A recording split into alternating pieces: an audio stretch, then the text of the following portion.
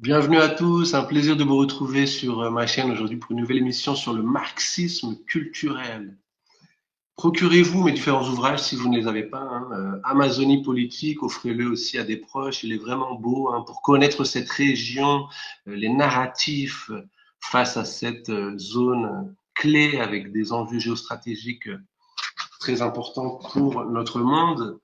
Le livre Chroniques des ombres de la modernité, mon dernier ouvrage, hein, différentes chroniques sur les ombres de la modernité, hein. Je ferai d'autres vidéos, par exemple, sur différentes chroniques comme la guerre contre l'intelligence, le simulacre consumériste, la démocratie devient illusion du choix. Différentes chroniques, hein, c'est écrit de façon poétique, cela questionne notre société moderne, hein, au niveau aussi sociologique, au niveau philosophique, voilà, extrêmement intéressant. L'autre ouvrage, procurez-vous-le, hein, Cours de philosophie par Olavo du Carvalho. C'est un gros livre, hein, de 500 pages qui vous apprend à être philosophe, hein. C'est pas compliqué, n'ayez pas peur. Le cours de philosophie ne vous demandera que deux choses, la sincérité et l'effort tranquille. Voilà, donc un livre vraiment clé, hein, pour vous aider à pratiquer la philosophie au lieu de simplement répéter ce que d'autres personnes illustrent et que vous aimez en ont dit. Aujourd'hui, on va parler du marxisme culturel. Avant cela, bien sûr, partagez la vidéo, likez, inscrivez-vous si vous n'êtes pas inscrit à ma chaîne, hein. Partagez le plus possible pour partager la connaissance. Le marxisme culturel en France, quelles sont ses origines?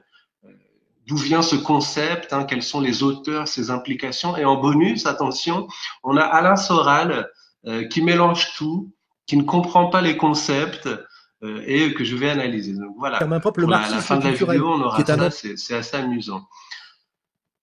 Je vais faire une forme de conférence, hein, pour cette vidéo d'aujourd'hui.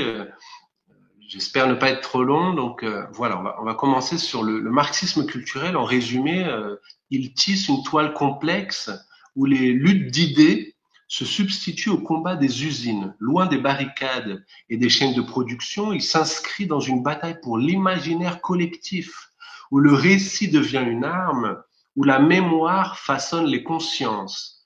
Comme le disait Aristote, l'intelligence ne s'exerce pas directement sur les données brutes des sens, mais sur les formes ordonnées et conservées dans la mémoire. Cette mémoire, bien plus que les livres d'histoire, est la haute culture, ce réservoir vivant de la vie commune, cette trame où s'entrelacent les récits, les symboles et les combats d'une nation.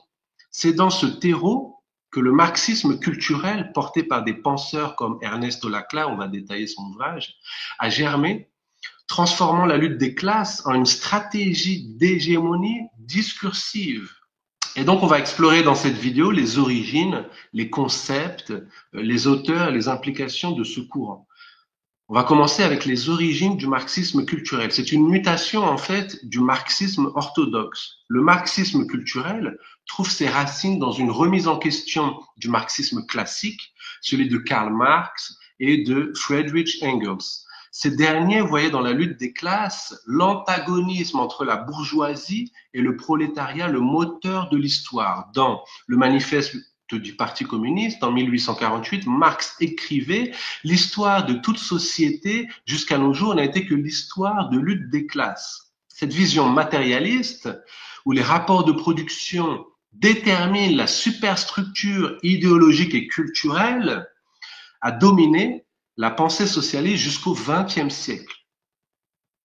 Cependant, les échecs des révolutions prolétariennes, l'essor du capitalisme organisé et les bouleversements sociaux des années 1960 ont conduit à une révision profonde de cette doctrine. En France, berceau des idées révolutionnaires, ce virage s'est opéré dans le sillage des événements de mai 68. Les émeutes étudiantes, loin de se limiter à une révolte ouvrière, ont révélé une pluralité de luttes féministes, écologiques, anticoloniales, culturelles. Ces mouvements, souvent détachés des stricts cadres économiques, ont mis en lumière l'insuffisance du marxisme orthodoxe, accusé de déterminisme économique et de réductionnisme. C'est dans ce contexte que des penseurs comme Ernesto Laclau et Chantal Mouffe, dans leur livre Hégémonie et stratégie socialiste, en 1985, ont proposé une refonte théorique qui a été baptisée post-marxisme. Dans leur livre, c'est Hégémonie et stratégie socialiste vers une radicalisation de la démocratie. Ce courant ne rejette pas Marx, mais le réinterprète, déplaçant le champ de bataille des usines vers les arènes symboliques de la culture et du discours. Le marxisme culturel, dans sa variante française, s'inspire également de figures comme Antonio Gramsci, dont le concept d'hégémonie a révolutionné la compréhension des rapports de pouvoir. Pour Gramsci, l'hégémonie n'est pas seulement une domination économique ou militaire, mais une conquête des esprits par la culture, les idées et les récits. La classe dominante maintient son pouvoir non seulement par la force, mais par le consentement des dominés obtenus par des institutions culturelles ou via des institutions culturelles comme l'école, les médias ou la littérature, le cinéma, ce qu'on appelle la haute culture. Cette intuition reprise et amplifiée par Laclau et Mouffe a donné naissance à une nouvelle stratégie socialiste où le contrôle du narratif devient central. Donc Ernesto Laclau, dans sa stratégie d'hégémonie, il met en avant le pouvoir du récit. Ernesto Laclau, c'est un philosophe argentin, exilé en Europe, et c'est l'une des figures majeures du post-marxisme. Avec Chantal Mouffe, il a redéfini la lutte socialiste dans son livre, Hégémonie et stratégie socialiste. C'est un ouvrage qui marque une rupture avec le marxisme orthodoxe. Donc je l'ai abordé. Laclau, il rejette l'idée que la lutte des classes soit l'antagonisme central de la société et il propose à la place une vision pluraliste où divers antagonismes sociaux, qu'ils soient de classe, de genre, de race ou autres, s'articulent autour de ce qu'il appelle des signifiants vides. Ces signifiants comme justice, liberté ou peuple sont des concepts flous capables d'unir des demandes sociales hétérogènes dans une chaîne d'équivalence. Dans son ouvrage, Laclau et Mouffe écrivent, ouvrez les guillemets, le fait que tel ou tel antagonisme soit considéré comme pertinent dépend d'une articulation contingente des identités sociopolitiques. Cette idée centrale rompt avec le déterminisme marxiste qui voyait dans les rapports de production la cause ultime des conflits sociaux. Pour Laclau, le social est indéterminé, construit par des pratiques discursives. La société n'est pas un bloc monolithique, mais un champ de lutte où des récits concurrents s'affrontent pour imposer leur vision du monde. Ainsi, la stratégie d'hégémonie socialiste ne vise plus à organiser une révolution prolétarienne, mais à construire un imaginaire collectif capable de fédérer des groupes disparates autour d'un projet commun. Laclau s'inspire ici de Gramsci, mais il va plus loin. Si Gramsci ancre l'hégémonie dans les conditions matérielles de la lutte des classes, Laclau le détache de ce fondement, la rendant purement discursive. Le social, voici une citation, le social est le résultat de l'articulation contingente d'éléments autour de certaines configurations sociales, blocs historiques, qui ne peuvent être prédéterminés par aucune philosophie de l'histoire, déclare Laclau dans une interview en 1988. C'est une approche qu'on a qualifiée de post-structuraliste. Elle emprunte un peu de la linguistique de Saussure, de la psychanalyse de Lacan, pour penser en fait le politique comme un jeu de signification où le pouvoir se conquiert par la maîtrise des récits. La haute culture, en fait, la mémoire vivante de la vie commune, ce n'est pas seulement l'ensemble des chefs-d'œuvre littéraires ou artistiques, mais la mémoire vivante d'une communauté, le creuset où se forgent des récits qui donnent sens à la vie collective. Cette mémoire n'est pas un simple dépôt d'archives, mais un processus dynamique où les récits du passé et les espoirs du futur vont s'entremêler pour façonner l'imaginaire collectif. En France, cette haute culture s'incarne dans des figures comme Victor Hugo, dont Les Misérables ne raconte pas seulement l'histoire d'un peuple, mais elle forge un mythe national de justice et de rédemption. Elle se retrouve dans les chansons de Brel, les films de Godard ou les pamphlets de Voltaire, qui tous participent à une conversation séculaire sur ce que signifie être français. Le marxisme culturel, dans sa quête d'hégémonie, s'est emparé de cette haute culture pour y insuffler ses propres récits.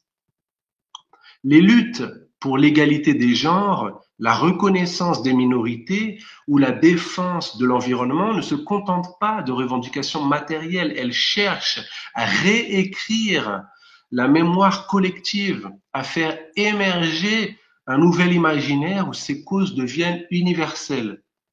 Laclau, dans La raison populiste en 2005, souligne l'importance des signifiants vides dans ce processus. Un terme comme peuple peut rassembler des groupes aux intérêts divergents, ouvriers, étudiants, paysans, en leur offrant une identité commune face à un adversaire désigné comme l'élite ou l'oligarchie. Ce mécanisme, qui trouve un écho dans les mouvements populistes comme Podemos en Espagne ou la France insoumise, illustre comment le marxisme culturel transforme la lutte des classes en une lutte pour le contrôle du récit collectif. Quels sont les auteurs du marxisme culturel français? Outre Laclau et Mouffe, plusieurs penseurs français ont contribué à l'essor du marxisme culturel. On a Stuart Hall, bien qu'anglais, il a profondément influencé les Cultural Studies, les études de genre françaises, pour son usage du concept gramscien d'hégémonie. Dans ses travaux, Stuart Hall analyse les médias comme des sites de conflictualité où s'affrontent des visions du monde. Les discours médiatiques constituent des pratiques signifiantes qui participent à forger les imaginaires sociaux, a-t-il écrit. En France, cette approche a inspiré des intellectuels comme Pierre Bourdieu, dont les travaux sur la domination culturelle et le capital symbolique prolongent l'idée que le pouvoir repose sur la maîtrise des représentations. Louis Althusser, figure majeure du marxisme structuraliste, a également joué un rôle clé avec sa théorie des appareils idéologiques d'État, écoles, médias, églises, en montrant comment la classe dominante reproduit son pouvoir par des mécanismes culturels. Bien que critique de l'humanisme marxiste, Althusser a pavé la voie à une compréhension plus nuancée de l'idéologie que Laclau et Mouffe ont reprise en la débarrassant de son déterminisme économique. Enfin, des historiens comme Michel Vauvel ou Robert Mandrou ont enrichi le marxisme culturel en développant le concept de mentalité. Ce terme, inspiré par Marx mais influencé par l'école des annales, désigne les structures collectives de pensée qui façonnent les comportements sociaux. En étudiant les mentalités révolutionnaires, Michel Vauvel a montré comment la Révolution française fut autant une transformation culturelle qu'économique, un précédent pour les stratégies d'hégémonie culturelle. Les critiques et les limites du marxisme culturel. Le marxisme culturel, et particulièrement l'approche de Laclau et Mouffe, n'est pas sans critique, bien évidemment. Les marxistes orthodoxes, comme Attilio Bologna, reprochent au post-marxisme d'abandonner la lutte des classes au profit d'un réductionnisme discursif qui dissout les réalités matérielles dans un jeu de signes. La lutte pour le socialisme se volatilise dans les méandres stériles d'un discours insipide sur une démocratie radicale, écrit Bologna. Cette critique pointe le risque d'une dépolitisation où la transformation sociale cède la place à des batailles symboliques sans ancrage concret. D'autres, comme Jean-Claude Michéa, estiment que le populisme de gauche, inspiré par Laclau, ne remet pas en cause la centralité de la contradiction entre travail et capital. Miquéa défend une articulation entre lutte des classes et populisme, refusant l'opposition binaire proposée par les post-marxistes. Enfin, des voix conservatrices dénoncent le marxisme culturel comme une entreprise de division sociale accusée de promouvoir la haine des classes sous couvert de lutte identitaire. Revenons à la haute culture, la haute culture comme champ de bataille, ce lieu où la mémoire collective se forge et se dispute. En France, elle est à la fois un héritage et un champ de bataille. Les récits de la Révolution, de la Résistance ou de mai 68 continuent de nourrir l'imaginaire national, mais ils sont constamment réinterprétés. Le marxisme culturel, en s'emparant de ces récits, cherche à les réorienter vers un projet émancipateur. Les mouvements féministes, par exemple, ne se contentent pas de revendiquer des droits, ils réécrivent l'histoire pour faire émerger des figures oubliées comme Olympe de Gouges dans le Panthéon national. Cette bataille pour la mémoire est poétique autant que politique. Elle mobilise des images, des chansons, des films qui touchent le cœur autant que l'esprit. Comme le disait Gramsci, l'hégémonie n'est pas automatique, elle est le résultat d'une pratique historique longue et dialectique. Le marxisme culturel, en investissant la haute culture, transforme cette pratique en un art où chaque récit est une brique dans l'édifice d'un nouvel imaginaire. En conclusion, le marxisme culturel français, porté par des penseurs comme Laclau, Mouffe, Hall ou Althusser, est une tentative audacieuse de réinventer la lutte socialiste dans un monde où les usines ont cédé la place aux écrans, où les classes se fragmentent en identités plurielles. En déplaçant le combat vers le terrain de la culture et du discours, il reconnaît que l'histoire ne se fait pas seulement dans les rapports de production, mais dans les récits qui donnent sens à la vie commune. La haute culture, mémoire vive d'une nation, devient aussi le théâtre d'une lutte d'hégémonie où chaque mot, chaque image, chaque symbole compte. Répétons à nouveau, comme le suggérait Aristote, que c'est dans la mémoire que l'intelligence trouve ses formes. Le marxisme culturel, en s'attaquant à cette mémoire, cherche à sculpter un nouvel imaginaire collectif où la justice et l'émancipation ne sont plus des abstractions, mais des récits vivants portés par un peuple en quête de sens. Si cette entreprise peut sembler utopique, elle n'en est pas moins nécessaire, car comme l'écrivait Laclau, sans hégémonie, il n'y a pas de politique possible. Que la France, avec sa riche tradition de révolte et de rêve, continue d'écrire ce chapitre dans la prose de ses poètes et la ferveur de ses combats. Bonus maintenant, après avoir montré un petit peu ce qu'était le marxisme culturel de façon assez courte, voici un bonus avec une vidéo d'Alain Soral que je vais commenter ensuite et on verra qu'il mélange tout et qu'il ne comprend pas les concepts et je vais l'analyser. Voilà. Bourgeoisie du capital, ce qu'on appelle aux États-Unis avec un terme impropre le marxisme culturel, qui est un anti-marxisme radical. Hein. C'est ce que chez nous on appelait le freudo-marxisme. Tu sais, l'idéologie du désir et toutes ces conneries. Tu sais, ça a donné le moment où les philosophes français sont devenus fous. Tu sais, avec l'anti-Oedipe, tu vois, les dispositifs pulsionnels. En fait, cette révolution délirante s'est passée dans la haute philosophie en France dans les années 60-70. Hein. Et puis elle est devenue une idéologie de masse aux États-Unis avec la cancel culture dans cette dernière décennie. Alors Alain Soral mélange et ne comprend pas les concepts qu'il aborde dans cette vidéo. On va l'analyser. Hein. Il semble effectivement qu'il utilise le terme marxisme culturel de manière peu orthodoxe. Il confond avec d'autres courants idéologiques ou philosophiques. Hein. Premier point. Il voit le marxisme culturel comme un terme impropre et comme un terme anti-marxiste. Soral rejette l'étiquette de marxisme culturel comme étant mal appliquée, suggérant qu'elle désigne en réalité un anti-marxisme. Cela pourrait refléter son point de vue selon lequel euh, ce qu'on appelle marxisme culturel aux États-Unis, hein, souvent lié à l'école de Francfort ou à des critiques conservatrices, s'écarte des principes marxistes originaux, centrés sur la lutte des classes et les rapports de production. Cependant, l'usage de l'expression marxisme culturel chez Soral reste confus, car le marxisme culturel n'est pas un concept marxiste autoproclamé, mais une expression popularisée par des critiques, hein, notamment l'extrême droite, pour décrire une influence de la pensée marxiste sur la culture via des figures comme Adorno ou Marcuse. Hein. Soral semble ignorer cette origine. Il semble ignorer cette origine et la réinterprète à sa façon, la réinterprète à sa manière. Deuxième point, il y a une confusion avec le freudo-marxisme. En liant le marxisme culturel au freudo-marxisme, c'est une synthèse entre les idées de Marx et de Freud, hein, notamment par Wilhelm Reich ou Herbert Marcuse, mais Soral fait un amalgame.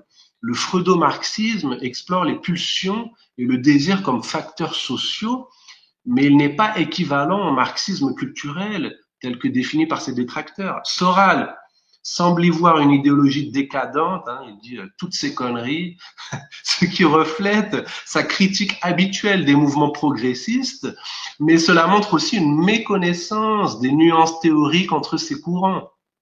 Donc, troisième point, les philosophes français des années 60-70 et l'anti-Oedipe.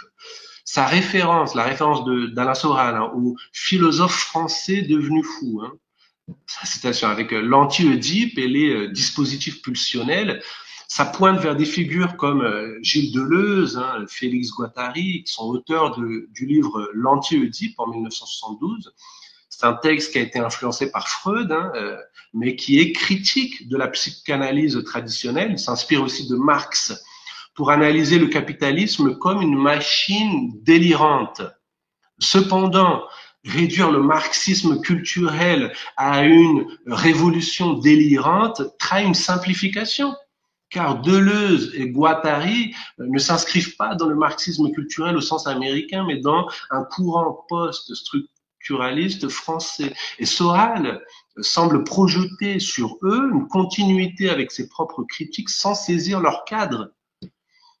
Quatrième point, l'exportation aux États-Unis, le cancel culture, l'idée que cette idéologie serait devenue une idéologie de masse aux États-Unis avec la cancel culture dans la dernière décennie, soit les années 2010-2020, montre une autre distorsion d'Alain Soral.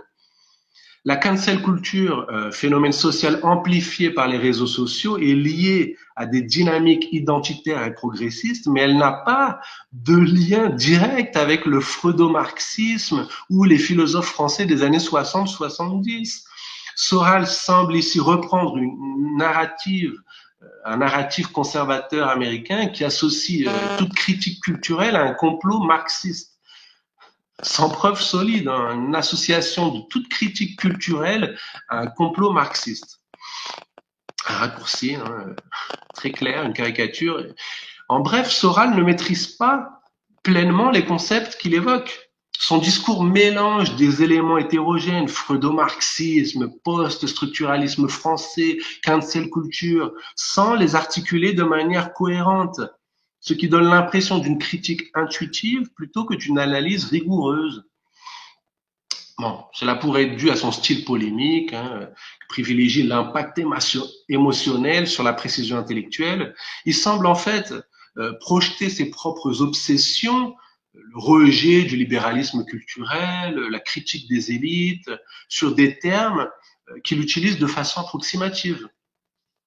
Cela dit, sa déclaration reflète une vision personnelle où il perçoit une dérive de la pensée critique, hein, qu'il associe à un anti-marxisme comme responsable des transformations sociales qu'il dénonce, sans pour autant s'appuyer sur une compréhension académique des sources qu'il cite. Donc voilà, on a un petit peu montré comment Alain Soral mélangeait tout, ne comprenait pas le marxisme culturel. Voilà, on espère qu'on a apporté un peu de notre pierre à l'édifice, partagé le plus possible. Donc voilà, le marxisme culturel en France, ses origines, ses concepts, ses auteurs, ses implications, et Alain Soral qui mélange tout et qui ne comprend pas les concepts. Donc voilà, merci, à la prochaine. Ciao, ciao.